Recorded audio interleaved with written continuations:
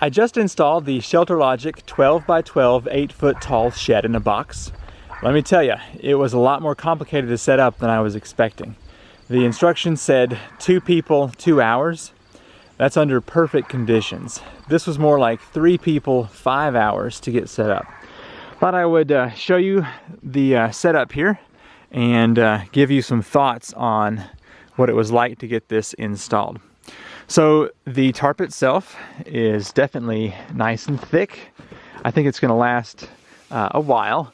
I do plan on doing a few modifications to it, adding some more ribs inside for improvement, and hopefully I'll add a little bit of weight to the bottom here to increase the weight so it won't be flapping around a lot. But it's going to be a little hard for you to see here, but on the front it's got 2 zippers, and they are definitely tall, so about 6.5 feet or so to the top.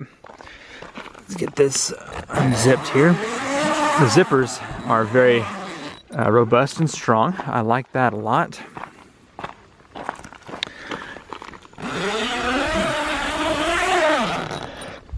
Now the bungee for the door is a little short. I think if it were about 2 or 3 inches longer, it would be easier to get that bungee around, but it's not too bad.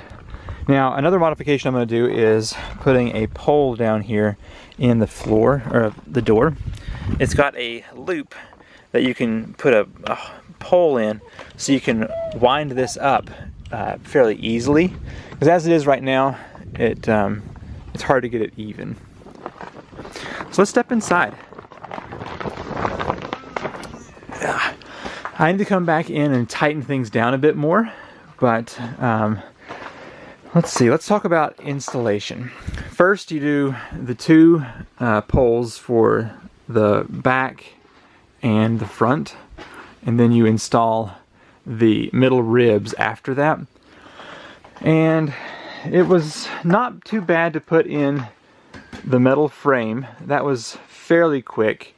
The tarp was very heavy to pull over, and then after that, the tie downs, we're trying to put it onto gravel and it just was not going in. So the 2 here on this side, I've got to somehow get into the ground. We did manage to get the 2 here installed. As you can see, there's one right there that's all the way in, and the straps, the ratchet straps here, are not too bad. Need to come back and tighten those up some. And then the front over here is also locked down where it needs to be, as you can see right here. So that's good. On the edges where the pole goes to the bottom, we found that it was pretty good. It tightens down nice and tight and makes a good connection and keeps the tent or the tarp pretty well cinched down. So no real issues there. So as you can see, there's approximately 4 feet between the ribs, and for a snow load, that's not going to be very good. So I'm going to put 3 more sections in. Just put a PVC pipe with a couple of 45s in here, and that will run up to the top and add another section of strength for the top up here. The 12x12 is more than large enough for an ATV. I'm going to have a couple of wheelbarrows in here and a lawnmower, and so it's definitely going to be big enough for that kind of thing. You could definitely put a car in here as well for the 12x12 version. I've looped the bungee around the door, and as you can see, it's really tight to get that installed.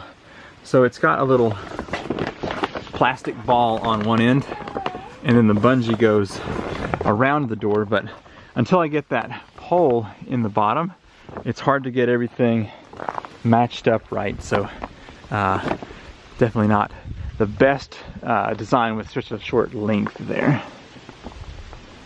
On the outside, the tarp kind of folds out some, and I noticed that it's good to have that because if your ground is higher on one side than the other, then it's going to sag here, but you'll notice over here it's not really sagging as much. So definitely good to have that extra in case your ground is not level.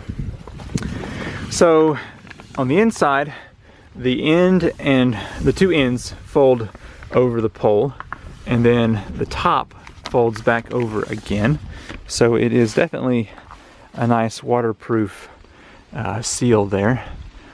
Now I did notice that this morning it was much cooler than it was yesterday, and there was some condensation in here on the ceiling. Let's see, I don't know if you'll be able to see it or not, but right here, some condensation actually being able to drip there. So that's going to happen if you have a tent like this, but it's really not too bad. It seems to run down the ceiling without dripping too bad. My thoughts on the Shelterlogic Shed in a box. It's very heavy when it's in the box, over 70 pounds. I would say close to 100, so definitely have 2 people if you're going to be working with one of these.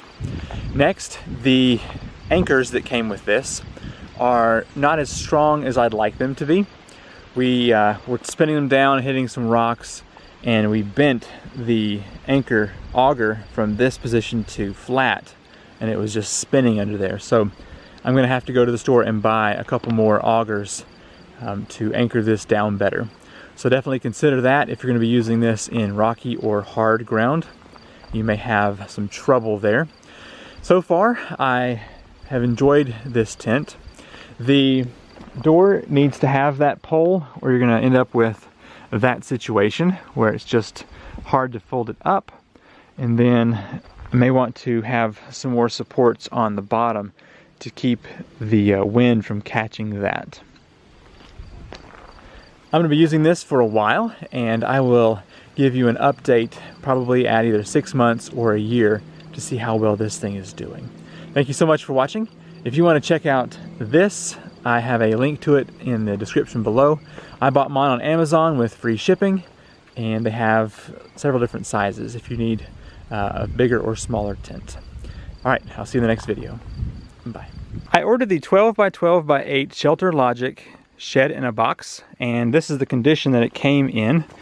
This side is cracked open here so stuff can be seen, and then this side as well. So I'm going to open this up and we're going to see if everything is included that we need. Hopefully so.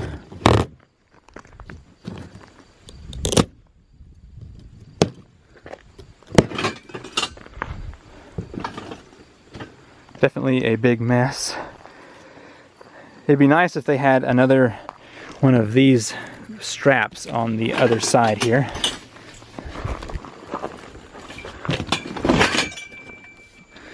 All right.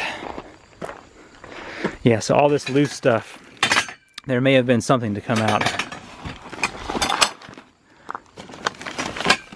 We finished the inventory, and somehow everything managed to survive the transit.